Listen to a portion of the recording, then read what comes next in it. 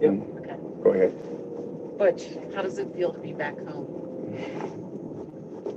As I drive around here in Moorhead, I mean, there's so many emotions that come over me.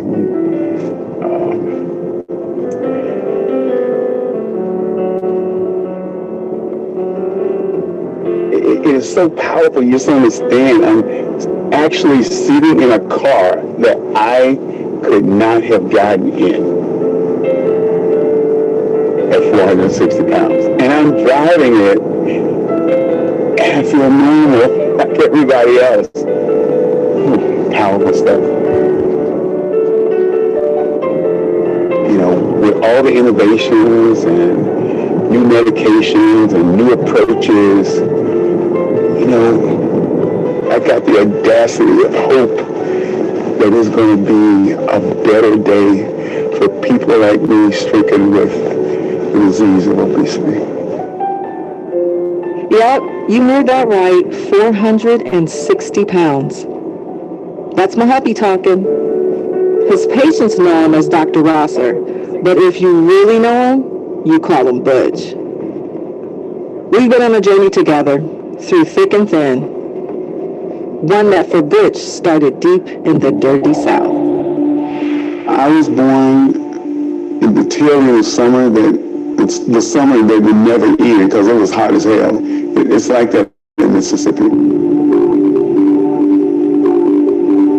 My mother was perpetually pissed off all her life because I made her go through, 20 hours of labor.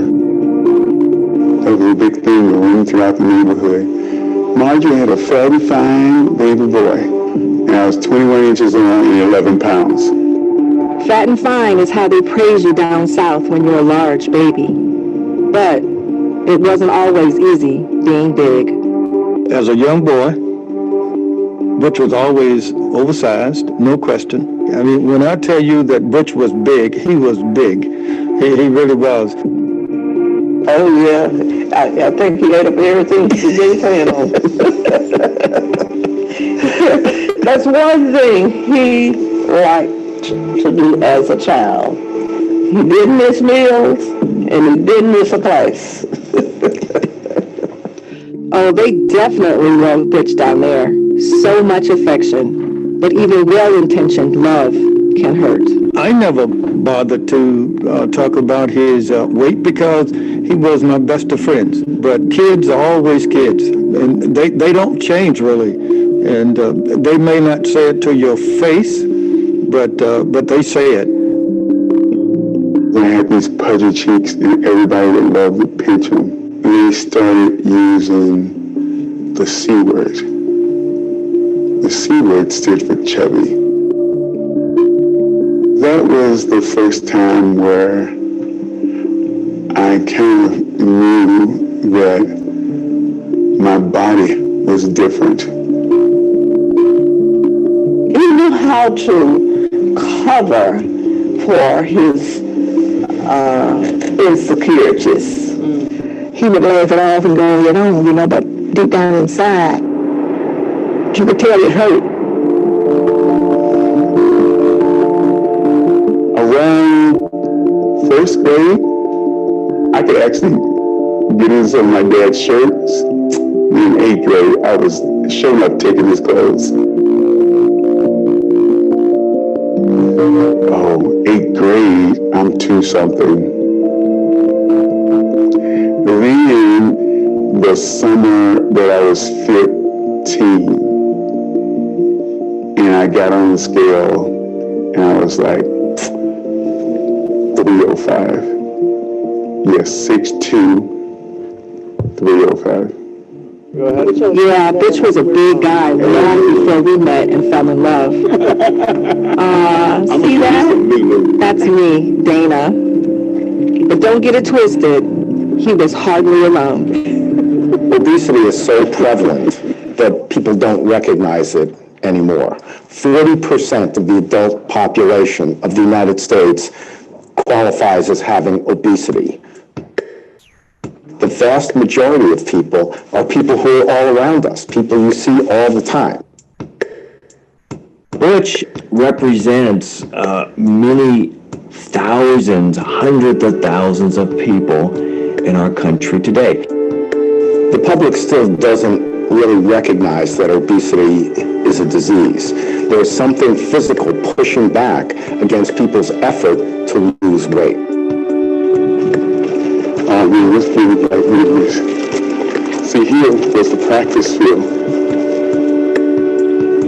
I was 6'4", and benched 500 pounds and ran a 4.85 on AstroTurf and dunked the basketball. Well, I've never seen this.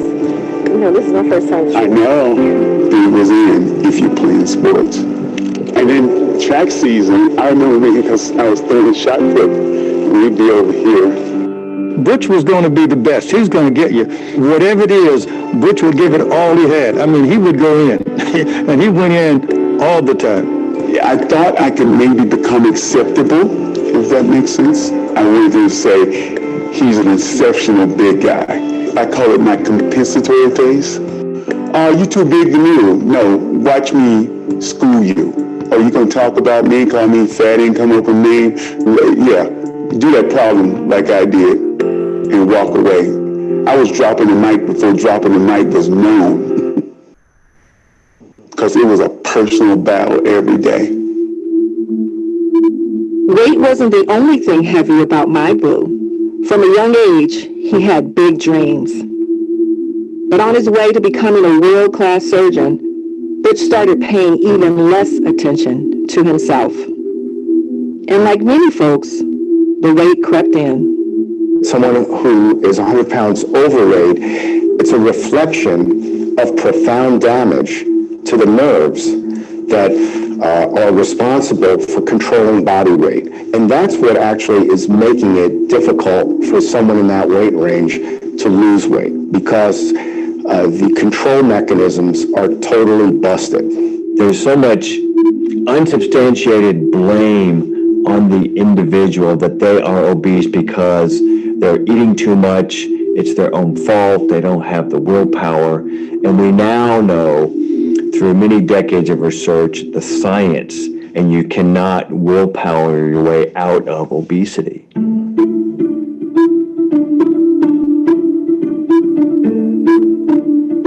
It's like, I call it an obesity ninja. It creeps up on you insidiously. Because it's hard to tell 10 pounds a year if you're already 6'4", 300 pounds. And that's what happened to me. My clothes got getting bigger. I tried everything, and I mean everything. And nothing was working. In a way, I was highly functional, but running from that dark cloud of depression. 450 pounds.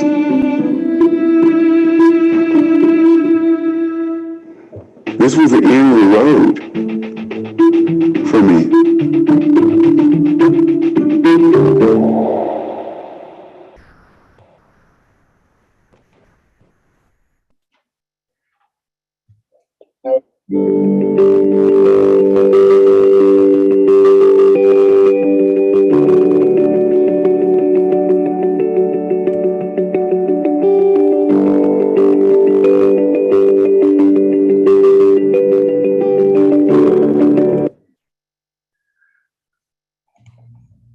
Good evening, National Baptist Convention. Good evening, good evening, good evening. Welcome. We hope that you enjoyed that video to get us started on tonight, and we are excited about the opportunity. Guess what?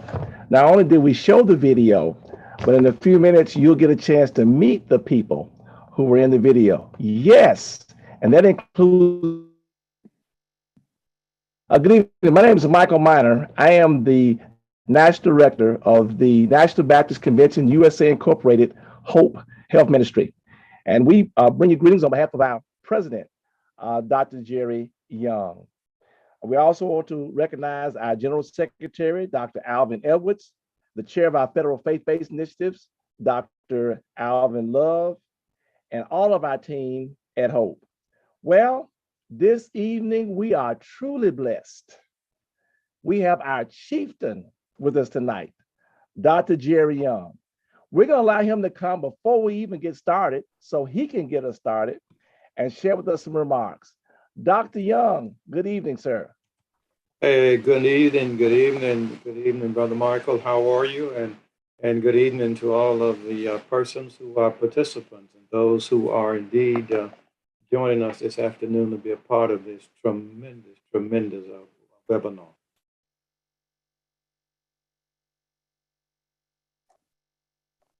All right. Well, thank you, Dr. Young, for getting started today. Thank you, sir. And it's my pleasure. I'm just delighted to be here, and I certainly, Michael, want to appreciate you for making this happen. But allow me to simply tell you how thankful I am that we are doing this. And I say this without any fear of contradiction. Butch is one of the greatest surgeons on the planet, and it just so happened he's from the Mississippi Delta, and I have the privilege of being able to say he is one of my best friends, and I'm so delighted. And not only that, Michael, I wouldn't be at New Hope Baptist Church today if it were not for him. Okay. My wife and I went on vacation down in Orlando, Florida, years ago when he was a student at the University of Mississippi there, studying to be a physician. And we came back through Jackson, and Butch insisted that we spend the night and go to church with him. And he was a member of New Hope Baptist Church. And that was the first and only time I had ever been to New Hope Baptist Church in my life. Wow. Yeah. The rest is history. And the rest is a great guy. What a tremendous guy, friend he is, and been a friend. I mean, literally, I guarantee you, I can say this without fear of contradiction. He's been a friend of mine probably 45, maybe 45 years or something in the neighborhood. And just a great guy. His record is impeccable in terms of what he does. And he has such a tremendous record. And what is so magnificent about him is that Butch actually does surgery, but it's minimally invasive in terms of what he does. The guy is just a phenomenal guy and an outstanding wife. And so I'm delighted and privileged that we're having him. And he is an outstanding physician, but he's a fine friend of mine. And I say too, I'm delighted that he's a fine Christian. Yeah. Amen. All right. Well, thank you, Dr. Young. And look, Dr. Young, while we have you on here, I certainly know that I will join you in reminding everyone that we have a big event coming up in June, our National Baptist Congress. And so we want to be supportive of our National Baptist Congress coming up in, as what Dr. Young, I'm sure would say, the greatest city in America, Jackson, Mississippi. Oh God, today. Thank you, Brother President. Hey, thank you very much for that. All right. Okay, thank you, Dr. Young, again. And this evening, for our TempleCare Matters, we're going to do our obesity in Black America. We're also going to share a few things about our Let's Move National Baptist and health and services, and a little bit about our mental health efforts. Look, you all, whether you're on Facebook, whether you're on YouTube, or whether you're on Zoom, come on, let's show some love for your state convention, your church, where you're from. Let's type it up. If you got questions or whatnot, look, we have some powerful folks, wonderful folks here. In order from Mississippi, they're down to earth. We want to be able some questions. You got a chance to see the video. That was a surprise. We want to make sure to ask and to be informed on tonight. All right. So now we also want to remind you, we got to think about our sponsors. This webinar is sponsored by the NIH All of Us Research Program. And this is an effort that we've been a part of for several years. It's from the National Institutes of Health. And the whole effort of this is try to get 1 million or more people to sign up for medical research. You can learn more about it at our landing page, which is joinallofus.org/NBCUSA. That's joinallofus.org/NBCUSA. All right. We also remind you all that we continue to be in this COVID-19 pandemic that's moving to an endemic, but we're not to a no-demic yet. So let's make sure we do everything that we can to stay boosted up and to be social distance and all that good stuff so that we can be around a little while longer. As the folks of always say, I want to see the Lord, but just not today. All right. This webinar is the third in the series of our first Tuesday TempleCare Matters webinars. It's involved into hybrid events, and we thank everybody tonight who's also having a watch gathering across the country. Some of you all have assembled in your homes, in your church fellowships hall, and other places to watch this together. So we appreciate that. And we're working now to provide you, before we have our sessions, a toolkit so you can be more interactive with those folks who are watching with you in person. So as we said before, we're focusing on obesity in Black America. And I am, Dr. Young and as always introduce his friend. Let me say a few things about Dr. Rosser first. Let me add him to the spotlight here. He's a world-renowned surgeon, educator, scientist, inventor, author, futurist, social advocate. Look, and we're giving the abbreviated version tonight, okay? Self-proclaimed terminal 12-year-old. He has given more than 350 invited lectures around the world, written over 60 peer-reviewed articles. Now, that's not something you put in the blog. Folks looked at it and said that it was top notch. 16 chapters in books, currently in print, are 11 digital books. Now, check this out. He's held academic appointments previously at Yale University School of Medicine, Albert Einstein College of Medicine, and the Morehouse School of Medicine. He is currently clinical professor of surgery at the University at Buffalo Jacobs School of Medicine, and biomedical sciences. What a name for that school. He is the past president, vice president of Society of the laparoscopic surgeons. I got it. Okay, good. And was recently elected to the board of the Society of American Gastrointestinal Endoscopic Surgeons Board. Ooh. He is practicing general surgeon and director of the Center for the Advanced Treatment of Heartburn at Gila Regional Health Center in Silver City, New Mexico. All right, Dr. James C. Butch Rosser Jr., panelist number one. All right. Now. Oh, yeah, well, you got to take care of the girl. Oh, you got to take care of the missus. Yes, there, exactly. Right? After you had me pronounce all those hard words, you can say, anyway. All right. Next, we have Dr. Dana Rosser. All right. Homemaker, mother. Oh, and we had to abbreviate this. It's a whole lot of this. Author and wife, married to Dr. James Butch Rosser Jr. And last I heard, she's still happy about it. A world-renowned surgeon. Dana's dedicated to educating people how to support a loved one's challenge with obesity. Dana takes a unique vantage point of offering comfort and understanding from the often overlooked spousal family member's perspective.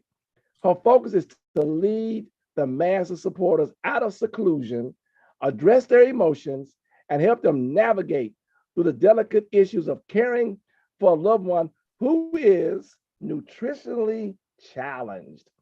Through her efforts, she hopes to aid in strengthening communication of the family unit as they learn to conquer this obstacle as a unified front.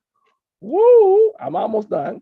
A native of Akron, Ohio, and a graduate of the University of Akron, that's right, and a certified bariatric coach.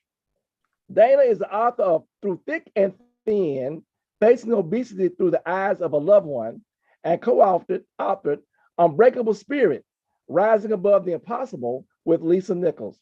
Dana has also written articles on this delicate subject that has appeared on Today.com, that's the TV show, y'all, Daily Mail, Southern Writers Magazine, and Bariatric Today, just to name a few. Dana and Dr. Butch reside in Orlando, Florida. They have 5 children, Kevin, Dwayne, Nicole, and twins, Taylor and Tiana, and 2 grandchildren, Easton and August. Dana enjoys working out, traveling, reading, but most of all, spending time with her family.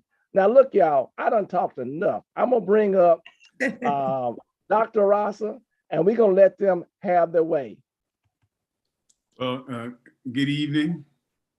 And I really feel like tonight I'm coming home. Having been raised at Pleasant Green Baptist Church in Moorhead, Mississippi, a member of the National Baptist Convention when I came up, and also being educated by one of your most prolific presidents, Dr. David Matthews. Dr. Matthews taught me political science, and he served, I think, Reverend Young, as president for over 30 years or 20 years or more, right? Is that correct? Yeah, pretty close. I think about 28 years, I believe. Yeah, 28 years. And he's passed on now, but his legacy, a piece of his legacy resides in me. And I know what Jerry and his daddy thought about Reverend Matthews, and I know it resides in him. I won't tarry too long because I am a Southerner. And as my wife knows, it usually takes a Southerner probably about 5 minutes to say his or her name. So in the interest of time, I'm going to move on because I don't want to embarrass my friend, Dr. Young. I want to approach this subject of obesity in Black America a little bit different, both my wife and I. I will not hammer you upside the head with facts. You know the facts. I will not bludgeon you with the emphasis of we need to do better. We know we need to do better. I want to take this opportunity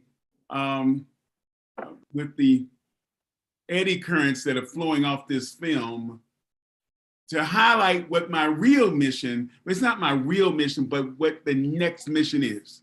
And that is, Dr. Miner, to be fat and Black in America is a double whammy that is not a hill that people should have to climb. So tonight I'm going to introduce you to what it is to be fat and Black in America. Now I use that word fact not to condone that word, but to really announce that that is the new 4-letter word, because these type of terms are inappropriate for people like me who are challenged to balance energy and food consumption in a positive sense. I want you to understand that when you are challenged with excess weight and you are Black in America, it is a row that you don't want to hoe, and it's a tough row to hoe. Now I'm bringing my roots up, right, Jerry, with that one, because we were raised in the Mississippi Delta, and we had to do something called chopping cotton. Yeah, man. And when we go out there at 6 in the morning, when you're chopping cotton, what we wanted to do to get in on an easy row. I didn't want the row with the Johnson grass. I didn't want the row with the gumbo mud, Miner. We were trying to get the easy row, because let me tell you, when you have to chop that tough row, and Jerry can tell you, that is a hard $2.50 to earn in a day. So it is a tough row to hoe, and I want you to be aware of that. I don't want you sashaying around here thinking that you don't have a double whammy, because you will not be prepared to overcome it. When I was 460 pounds, going up a stair, I was suffering. When I had to stuff 460 pounds in an airplane seat made for someone 5'10" and 175 pounds, I was suffering. When I'd sit on a commode in South Africa at Sun City, one of the first Blacks to speak there after apartheid, and be cheered as I drove up, and then they had to help me because when I sat on the commode, it crumbled like dust, and they had to help me out. I'm telling you, I was suffering. And you have to understand about suffering because the only way to overcome it is to be aware and be prayerful and put those things in place so you succeed. That in Black in America, it is a tremendous burden to bear. And you have to be aware and you have to prepare. So people don't look at you the way they look at everything else. I asked when I did a TED Talk on this, would you feel the same way with a diabetic going into a dialysis center? Would you have the same posture seeing somewhere whose hair has fallen out under the ravages of chemotherapy to try to overcome cancer? Would you have the same disposition with a drug addict that was in rehab trying to get his life straight? And I won't pause. I'm going to answer it for you. No, you would not treat them as you would someone who is nutritionally challenged and have excess weight. And why I'm saying this is not just for the people of size like me. I'm talking about those people out there who would look at us and Christian folk in the National Baptist Convention who would look at us and with disdain because you think I'm unclean, I'm unhealthy. And all of those prejudices that you have. And I'm not talking about anybody else. I'm talking about you because you aren't stricken with this disease. You came here to hear a medical professional spew out facts. You won't get that from me. I'm not built like that. Dr. Young knows that. I'm willing to fight the fight. I'm willing to stand up for what's not popular. I'm willing to say what you don't want to hear, but God wants you to hear it. You have to have wide shoulders and big feet to walk the walk I've walked all over this planet. So I'm going to pause right now, but I hope I put you on alert that there's work to do. And it's not about learning numbers. It's about joining forces and knowing the challenge. You have a double whammy on your back and you have to carry it. And also more than that, for the people who are out there that are fat shamers, you have to do better. You must do better. You are commanded by God to do better. All when you snicker, when you say a bad thing about someone for your amusement, you are not part of the solution. You actually are the problem because scientifically it's been proven when you fat shame, when you call people out their names, when you try to make them go to the doctor, you keep them from going to the doctor because you have shamed them. So this evening I say hello to you. Hello to you knowing better. And now you have to be about doing better. Now I finished my little different angle, but I want to bring my wife on board because she's going to let you hear the song that no one hears song. She's going to illuminate the choir that people forget, and that happens to be the people who dare to love folk like me, the supporters, the family members who are forgotten because you have a tough road to hoe also. Darling, it's your turn. How do I follow that? Well, good evening, everybody. Thank you so much for having me and Butch. Obesity truly is a family affair. Whether you know it or not, it's 29 million people in America that suffer from obesity, severe obesity. When I say severe obesity, I mean 100 pounds or more over their weight. That's 29 million people. Think about their relatives They have spouses, they have children, they have grandchildren, they have aunties, uncles. Those people, those supporters worry about them constantly. I know because I was one of them. I met Butch, well, me and Butch met in church, actually, at the House of the Lord in Akron, Ohio. And I remember when we were dating, people were questioning whether or not I was dating him because he was this world-renowned surgeon. Because at that time we were dating, he was 460 pounds, and people thought that I was dating him because of the fame and fortune. So they were putting their beliefs on me. And that was really heart-wrenching for me. Here I am, an educated woman, had a great job, could take care of myself, but people thought terrible of me because I was dating someone who was big, who was different. I saw past that. I saw Jewel. You see how the guy is. He is charming. He's lovable. I fell in love with him. I fell in love with all of him, but people judged me for being with him. I was fiercely protective of Butch. I remember when people would just like stare at him or laugh or get off the elevator. If we were going to get onto an elevator, I always would mean mug people. And I'm a pretty happy-go-lucky person, but I found myself changing. I saw your stares when people would, laugh or just giggle or whatever. I remember when we were walking on an airplane and people would look at Butch like, oh God, I hope this guy isn't sitting next to me. And I understand that you want your seat, you have your seat, you want it. But as a loved one, I saw your looks. So you weren't just hurting my husband, which he saw it. I saw them too. And that really hurt my spirit.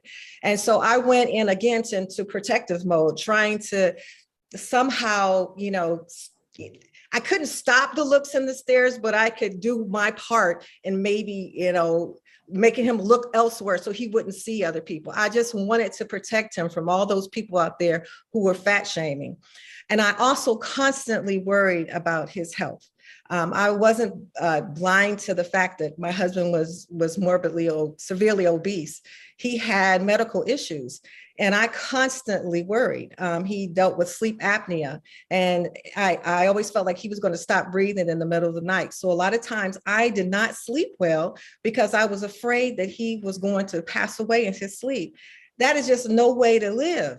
But I, at that time, didn't know how to express that to someone.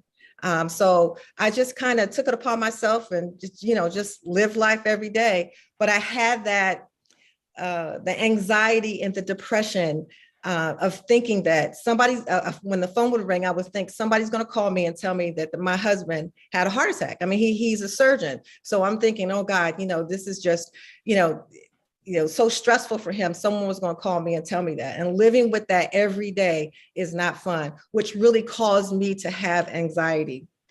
Our quality of life suffered. We didn't really want, or Butch didn't really want to go out places because, the seating wasn't appropriate for him. And so because of that, I stayed home with him. And a lot of times I wanted to go out places, but I didn't because he didn't. So in a way that made me sad and I felt lonely. So and if I did go out places with my friends, which was very rare because I always wanted to be with him, I felt guilty for being out with them. So I never could really get into a really happy place with me and Butch.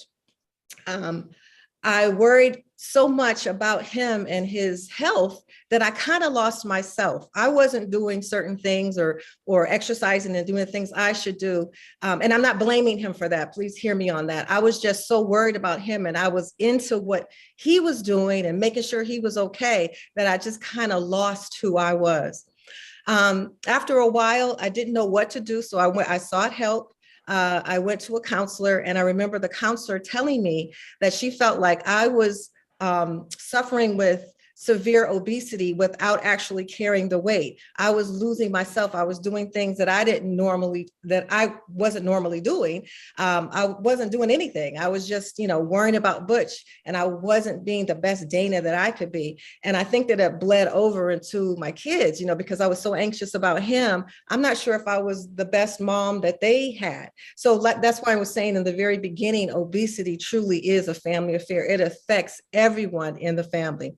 I also went to look for books. I went to look for support groups because just like with someone who has an addiction to alcohol or drugs, they have a family, portion of that called Al-Anon, where they can get support for the family members. And obesity is a disease. So let me just make that clear. But there was nothing for people like me, a spouse, loved ones, who just wanted to know how to support their loved one. What tools could we have? Was there somebody else out there just like me? How do I even start the conversation? There was absolutely nothing. I looked. And because of that, God put it on my heart to write a book. And my book is entitled Through Thick and Thin, Facing Obesity Through the Eyes of a Loved One. I was motivated by the Lord, as well as Toni Morrison, who said, if there's a book out there that you want to read that has not been written, then you need to write it. And that's what I did. I have a book and I also have a workbook. So those supporters out there, I want to just talk to you for a second. If you have a loved one that is suffering with their weight and you need to talk to them, first of all, I want you to find your why. Why do you want to talk to them? Is it because you're concerned about their health? Is it there's fertility issues? Is there quality of life issues? Are you not attracted to them anymore? I mean, let's just be real. What is it? What is the reason why you want to speak to your loved one? And then once you get that why, once you pray on that and meditate, talk to a close friend, talk to a counselor or clergy, and kind of just almost do a role play of talking to them before you actually talk to your loved one. And it will ease your pain, because this is not an easy subject to talk about. It truly isn't. Trust me, it's not. But you need to really express your feelings as well. You have a right to talk about how you feel. Now, the way you talk about it is key. When you do finally talk to your loved one, you need to lead with love. Do not give anybody an ultimatum. Don't say, you need to lose 50 pounds or this. Don't try to be the food police. Come from a loving place that, tell them, listen, this is hurting me. Don't try to change them overnight, because that's not going to happen. If you can just express how you truly feel in your heart and come within a loving environment, talk to them, hold their hand, look in their eyes, and tell them, look, make obesity the enemy. Don't make them the enemy. What can I do? You ask them, what is it that I can do to help you? Can I help you with your meals? Can I help you? Can we walk together? What is it? Just just find out what it is that you could do to help. And I know that those three things can help you on your journey. Also, I'm just so happy that Metaflix put this film and documentary together for us and told both of our sides of the story. You saw part one. There is a part two to this as well. And if you want to go and see the full documentary, go to www.mediflix, mediflix.com, and you can see both parts of the documentary for free. So I want to turn it back over to you, sweetie. Well, may I say something, baby? Yeah. This is what I like to say. The approach, Dr. Miner and Reverend Young, that you take is so important. I have a little thing that I came up with, because when you think about talking to a loved one about excess weight, think PTA. After you get your why, you have to leverage patience. Mm-hmm. You have to really wait the right timing. Yes. And like Dana said, you lead with affection. You lead with love. I did not know what I was doing, Jerry. I did not know what I was doing to her. And once that was illuminated, we went on a journey. It was unbelievable. That girl was pregnant with twins and went with me to a stay away obesity camp at Duke to help me get started. The first week she lost more weight than me. She had twins. Now that's dedication. Now, not many people do that. And then the other thing that she used to do with the stealthy, healthy eating. I thought I was eating hamburger. No, I wasn't. It was turkey.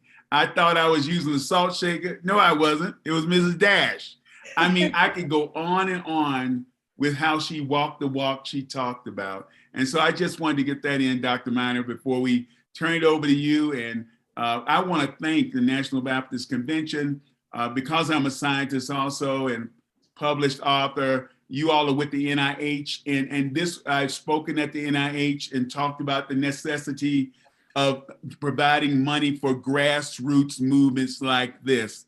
And I'm so proud after speaking there about that. I did not know until the night that you all were part of my dream come true. So God bless you and what you're doing. And if you ever need me for anything, well, Jerry knows this, Dr. Manor, you just call, and we're family now. Thank you all so much. Look, don't run off too fast. We have a couple of questions. Yes, we did receive, and Dr. Young has been super excited about that. We are the first group of our kind to receive a grant from the National Institutes of Health. It's a 5-year grant for $750,000. And we just got word that we're hoping that not the next coming year, but the following year, they've looked at the work that we're doing and they've already asked them to give us more money. So we're just happy glad. I know Dr. Young is also double happy glad. Okay, for that one. So look, we have a couple questions for you now. Yes. People want you to expound on this phrase you use, nutritionally challenged. Well, and Dana, she'll have her angle, I have mine. It was a way to present the problem in a more kinder and gentler way. Mm-hmm. I mean, I believe language is where we all can start to heal folk. Language is the key to making a step forward. That's why I said that fat was the new 4-letter word. In fact, it's worse than the N word. And so early on, I tried to construct this, and Dana, we both were together and say, okay, instead of calling people fat and this, just understand it as the disease, and part of the disease is balancing the nutrition that you bring in with the calories that you burn off. So it was my effort even back then to have a kinder, Dr. Miner, a kinder and gentler projection of this to the public, because the fat shaming is just been growing and growing, and it wasn't constructive. And Dana, go ahead and give your part. Yeah, and just obesity in general, morbidly obese. I mean, it just sounds like death, So when we were talking, it was like, okay, what can we do to put it together? And what you said is right, nutritionally challenged. It almost kind of gives you a hug. It makes you feel like, okay, I can do it, as opposed to you're morbidly obese. It just sounds like that's the end of the world. You can't get any help. There's no hope.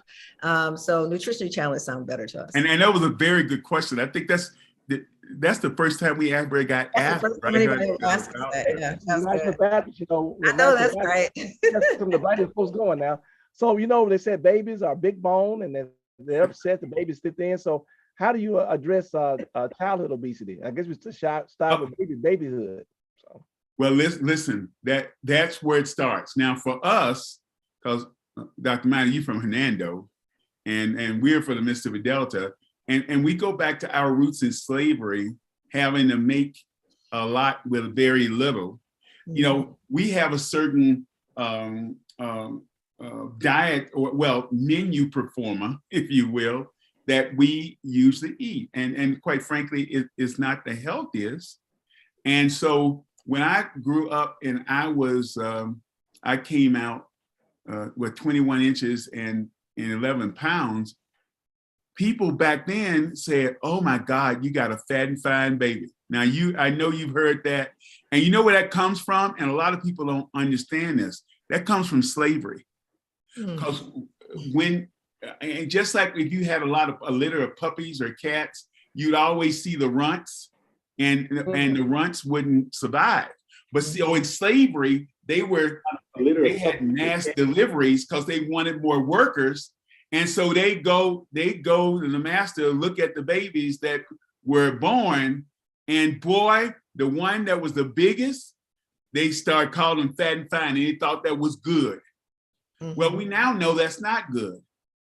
But we have kind of lagged, Dr. Miner and Dr. Young, in our understanding when the babies are that heavy, it just won't burn off, and that we have to start paying attention to it early. I think that we're slowly changing that slavery-based fat and fine mentality to understand that prenatally, you want to try to have your babies of a certain weight, so they only have a certain number of fat cells. So when they get here, they have a better chance to avoid obesity. Now, the other thing to let you know, and you have to understand that if you have one parent that has excess weight, your child has a 25% chance of being challenged.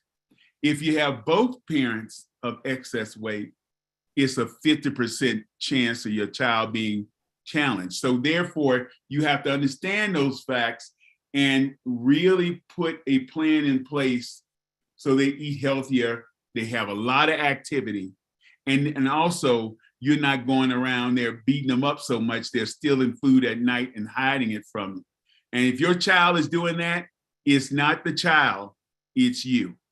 So that's the things I want to share with childhood obesity. Darling, what do you think? Yeah, our children do have to watch it as far as their weight goes. And I just want to tell this quick story. I remember when the twins were little and we went to Mississippi, and I would feed the girls back home fruit and yogurt and all that kind of stuff. And when we went to your mom's house, there wasn't any fruit around. And I remember asking Butch, like, okay, well, can you take us to I don't know, it was Piggly Wiggly or whatever. Can you take us to go get some fruit and bring in? And I felt like his mom was kind of offended about that.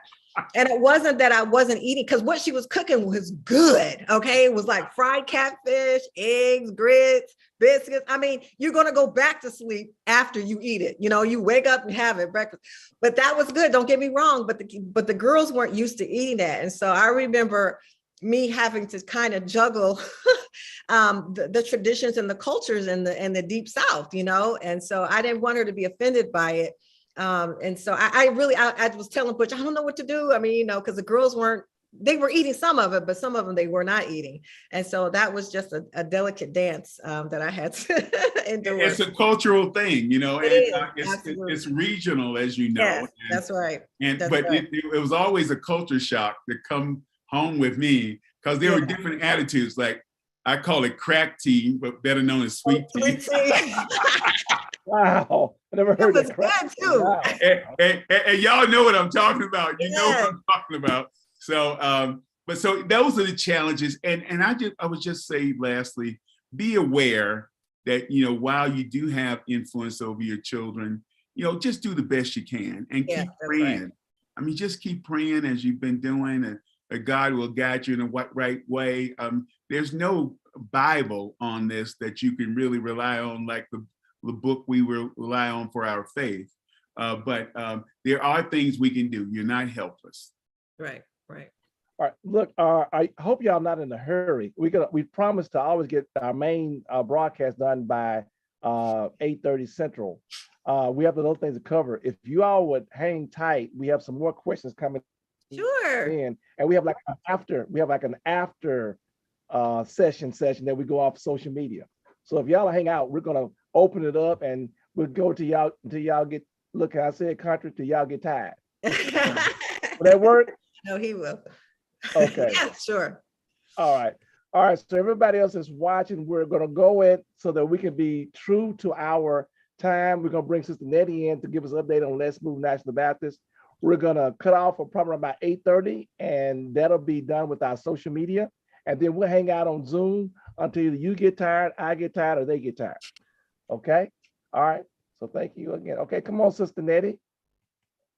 Wow. This has been like a truly amazing conversation. And thank you so much, Dr. and Dana Rosser, for this transparent conversation. I was watching in the comments, and Sister Glenn said this is definitely something that we need to talk about more. So thank you so much for your sharing. And we're very excited that this is one of the 7 pillars of TempleCare Matters. So thank you so much for this truly powerful sharing. Really quickly, we're just going to hit on a couple of the other pillars, and we can get back to more questions with you two. And the first thing that we want to talk about is the monthly health observances for the month of May.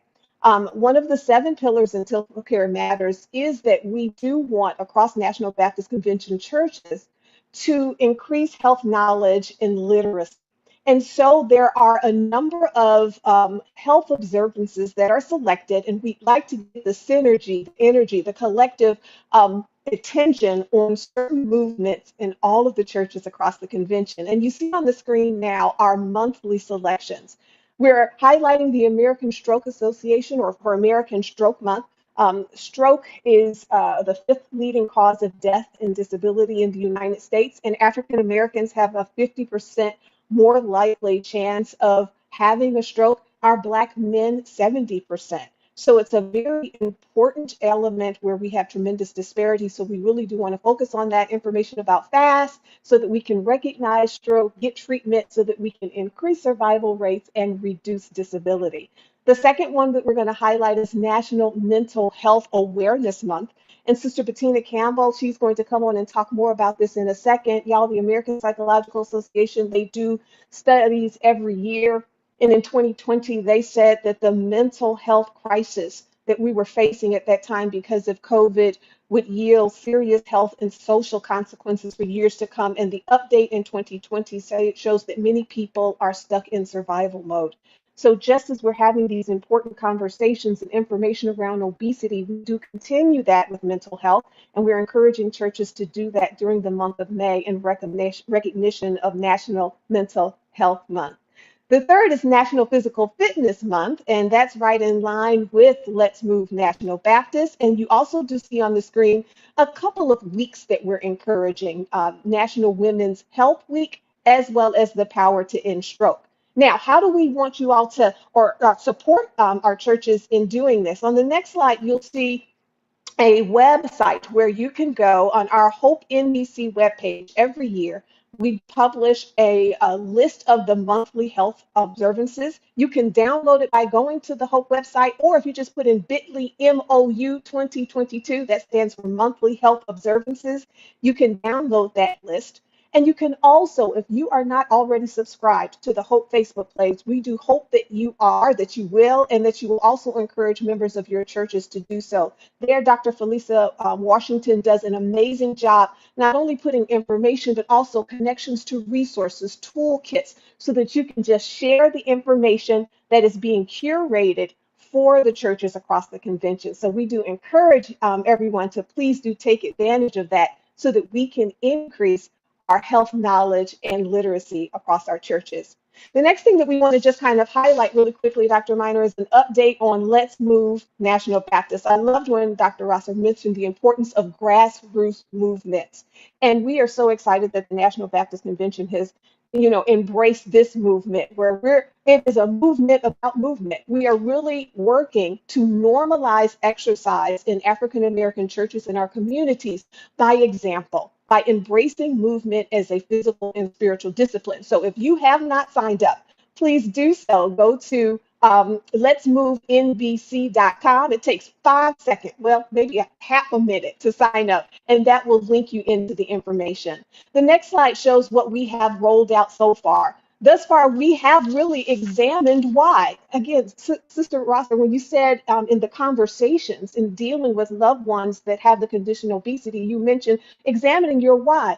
Scripture tells us that the heart of the matter is so important. The reason why we do things, our motivation is important. And so we did have, we spent about 3 or 4 weeks asking individuals to really look into why do we want to be well and what are we willing to do for that. And the part that came out is going to be some information. So we're encouraging, if you've not done so, please do submit that survey and the PAR-Q. It's information for our team as well as information for you so that we can make sure that the activity that you're embarking upon is going to be safe, appropriate, and effective, as well as enjoyable. So please do make sure that you do fill those out. If you're already signed up, they're in your email box. If you're not, sign up and they will be. And then lastly, Dr. Minor, so that we can turn it on over to Sister Campbell, I do want to just highlight one of the participation incentives awards on the next slide that's coming up. Dr. Minor has been so gracious supporting this movement with some funds. And we know that incentives can inspire action and sometimes participation pays. And here's the little connection that I want to make really quickly as it relates to the condition of obesity. If you think about it, excess body fat, adipose tissue, is actually energy. Dr. Rosser was talking about the balance of calories in, of energy in, and energy that is expended. And if we take in more and we don't expend it, it shows in our body as excess adipose tissue. But what about knowledge, y'all? How often do we learn information? We hear it, we know what to do, and we don't do it, right? At some point, and scripture tells us that we're not just to be hearers of the word, we are to be doers. Knowledge is powerful when it is put into action. So, to encourage, not just getting information in this program about how to move more, we're going to encourage step by step along the way with incentives when people do actually take action, not just sign up in the program, but participate. So, today, y'all, we are actually going to give Dr. Minor how much? $100? $100? $100. We talking about to one individual now who is already signed up. Remember when we've been saying y'all sign up, sign up. We've been telling y'all sign up. There will be incentives coming along. So this Take about person 2 gallons of gas with it. Yeah. this person not only signed up, but we also saw that they watched the video that encouraged you and gave biblical support and exercises for you to determine your why. So while we just don't want you to sign up and say you in, we want you to do it as well. So we did a random poll, and this person has to be on the webinar. They signed up, they watched the video, and they're on the webinar. We checked. So Sister Carrie Whipper, let us know in the comments. Bravo to you. Yeah, You Carrie have Whipper. won. Hold on, You let got me allow $100. You got $100. So Get your we want to blessing, encourage. girl. Get your blessing. I know that's right. Yes. Unmute Sister Whipper. So, Sister Whipper, Can you all pull her up so that we can hear from her? I'll be asking unmute now. And to those who didn't get it this time, y'all, take your survey, do your part Q. We're gonna be checking, and we will acknowledge you. All right, go ahead, Sister Whipper. Sister Whipper, your mic is live. Go ahead. I guess your microphone's not working. Oh, she's writing in the chat. She says she doesn't have a mic. Oh, well, you got $100. You might not have a mic, but you got $100. Your mic. Okay. But you have Sister Whipper's contact information, everything, right, Sister Annette? Yes, we do, and we'll be reaching out to you. God bless you all, and let's move, National Baptist. It's for our health and the glory of God. Thank you, Dr. Minor. Well, look, we just got one thing since we won't be meeting in July because the 4th of July on our June call, which will be June the 7th, we're going to give away 2 $100 prizes so that we can take care of June and July. So we have our next one on June the 7th, our first Tuesday. So congratulations, Sister Whipper from Charleston, South Carolina. Yay! All right. Thank you, that's Sister Nettie. Okay, now Sister Bettina Campbell is coming. All right, look at it, Sister Bettina. There you go. All right, it's all yours. Good evening, everyone. Good evening. We are really getting a lot of good information tonight. And one of the things that also stigmatizes people is mental health. Yes. So I just want to talk to you briefly about some statistics and about a program that we are engaging in here at National Baptist. And I want you to get your pencil and your paper because I'm going to give you some dates where you can participate in these classes and learn information that will be beneficial to you, your family, and your community. On average, 123 people die by suicide each day. From 1999 to 2016, 630,000 people died from drug overdose. Nearly 1 in 5 US adults live with mental illness. And we know that those numbers are going to get worse because of COVID and people being locked into their homes and not being able to have a socialize face-to-face or in groups with each other. And so it's important that we start to, as a church family and as our own individual families, that we start to look at and to acknowledge and to accept and recognize that this is a problem that we all have to deal with. And so our fearless leader, Dr. Minor, told me, get busy. and find a way that we will be able to help our churches be able to deal with this issue. And so, you know, we have the health ambassadors, but this can go beyond the health ambassadors in your church. And so we have a program that it's called Mental Health First Aid. And what Mental Health First Aid does is it teaches you how to identify, understand, and respond to signs of mental illness and substance use disorder. The training will give you the skills you need to reach out and provide initial support to someone who may be developing a mental health or substance abuse problem, and then how to refer them to appropriate care. You will learn how to assess a risk of suicide or harm. You learn one of the most important things that we all do not do, and that's listen non-judgmentally. We have to learn to give reassurance and information, and encourage you to refer them to appropriate professional help, and it encourages them to have self-help and to engage in other support strategies. Now, once you take this class, it's an 8-hour class, but once you take the class, you will be certified for 3 years to be able to provide this help. And guess what, you all, as we told you on the last session, it is free.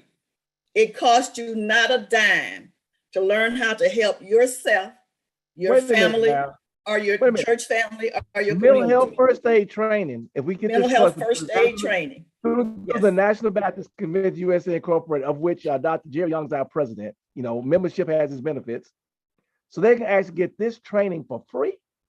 For free, and it only takes 1 day of your life, just 1 day, in this 8 hours, to be able to provide the information that someone in your family might need, because we don't always recognize the signs.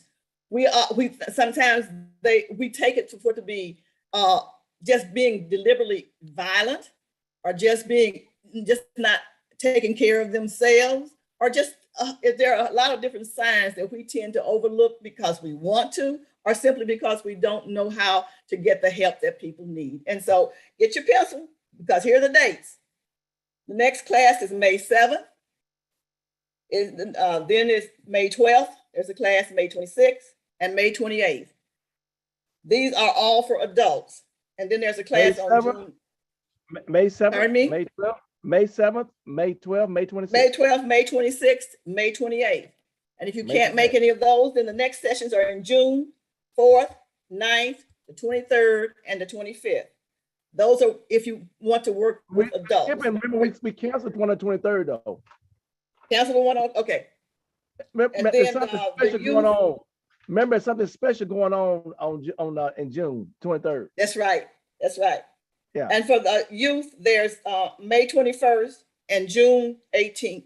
June 18th. I think June 18th is going to be the best one, because maybe we have to cancel May 21st too. Dr. Young, those dates were given to us from outsiders. They didn't know anything about the National Baptist, so we didn't. Right. Right. So June 18th, and it's for youth. And then one for June is June 4th, June 9th, and June 25th. Make it simple, folks. If y'all just email info@hopenbc.com, put in the chat, info@hopenbc.com, put in there that you want to sign up for it, and we'll get you the information. I strongly look for our state convention, Mid-South churches. We got somebody signed up for it. The same way you get the defibrillator in your church, in case somebody has a heart attack.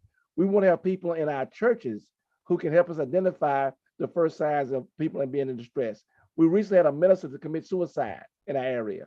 So we need this type of training so badly. So Sister Campbell, I asked you to do it and you did it. Thank you. Oh, and the time is all day, right, Sister? It's from 9 to 4 Eastern Standard Time. 9 to 4 Eastern Standard Time, or 8 to 3 Central Time. Okay. All right. And you get a lot of breaks, and it's very interactive. So you don't get bored, and the time goes so fast you don't even realize it's going. All right. And y'all always ask what the National Baptist is doing. This is what we're doing. Dr. Young has envisioned the future exceptionally. So now you go and tell folks we're offering this stuff. We got it lined up. Let's enroll. I see some people typing their email in the chat. We need you to email us, info at hopenbc.com, and we will get you the information and we take care of it. So thank you, Sister. I think we'll also have it posted on the, I think Duke also has it posted on the website. Well, we're updating our website. It'll probably on our Facebook page. So just bear with us. Yeah, we had a host, and that host is toast now. So we moved to another one. So just email us, and we'll get the thing lined up. We want to make everything is top notch, okay? And then when that notch went below, we had to move on, okay? But thank you, Sister Bettina. Okay. All right. So we can wrap up. I think we can wrap up our social media part and everything. But look, we're gonna hang on because the rosters have so graciously said we got a lot more questions here that we're gonna work through tonight. But look, we want to make sure you go to our webpage. We are updating it, but our webpage is hopenbc.com. Hopenbc.com. We do want you to support us for our All of Us research program. You can go to joinallofus.org /NBCUSA. Go there and do that. Look, there's not ever been a Black group to get a grant like this from NIH. So please, ma'am, please, sirs, go to this website and let them know that the National Baptist means business. Once again, we want everybody to, if you hadn't done it, go to thenationalbaptist.com and register for our National Baptist Congress. Oh my God, they got some awesome classes, awesome instructors. Want you to participate there. I know we're limited to the number of people that can come to Jackson, but guess what? You can just go online, get this top-notch training, the material and stuff we have from the National Baptist. You'll hate yourself if you don't participate in this thing and register. So go to nationalbaptist.com and register for our National Baptist Congress. We do have two more of our regional health conferences coming up, May 14th for the Northeast and June 3rd for the Far West. May 14th for the Northeast and June 3rd for the Far West. Again, email info@hopenbc.com. We'll get you the information. We're on Facebook, we're on Twitter, and we put in the link our YouTube channel. You can watch our videos later time. Now, we appreciate your feedback. We put the link in there for our survey. As my late godfather said, the biggest room there is the room for improvement. We want to recognize our Hope team. Dr. Desi Levy, Sister Lottie Minor, Sister Bettina Campbell, Pastor Dexter Moraney, Sister Ellen McKnight, Dr. Felisa Washington, Mr. Geraldine Moore, Sister Loretta Miller, Dr. Lavora Williams, Sister Nettie Johnson, Dr. Marion Talley, our app tech person keeps us lined up, Thomas Duke Robinson. A shout out to our 7 regional coordinators, Pastor Daniel Blackburn in the Northeast, Sister Brooklyn Rogers in the Southeast, Pastor Bernard Montgomery, Southwest 1, Sister Linda Copper, Southwest 2, to Sister Teresa Fields Farm in the West, Sister Norma Jackson in the West, and Pastor Richmond Johnson in the Far West. Now, we're know that we have additional questions. For those of you out there on Facebook, we'll try to come back around to you and answer them in the inbox. For those of you all that are on Zoom, just hang tight. Before you go, Dr. Matt, I'm so sorry, but I wanted to get this out because the winner of the $100, and I know I don't think I'm speaking out of turn. My wife and I would like to grant them of her 2 books so she could start her journey with her loved ones. So we would like to offer 2 books that they can have autographed from my wife. And also, I don't think people really understand how powerful what you all have done with the NIH.